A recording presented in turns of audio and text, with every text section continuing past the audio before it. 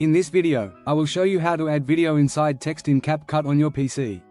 First, open CapCut and create a new project. From the top menu, click Text, then select Default Text to add a text layer. Select the text layer in the timeline, then go to the right panel under Text and Basic. Enter the text you want to use. Next, choose a bold font and resize the text to make it larger. Now drag your video above the text layer in the timeline.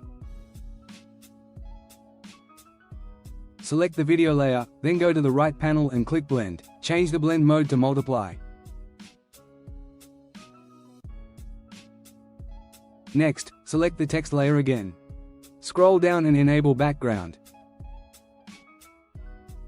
You should now see your video appear inside the text. Finally, resize and reposition the text until you're happy with the result. That's how easy it is to add video inside text in CapCut on your PC. If you found this video helpful, subscribe to our channel.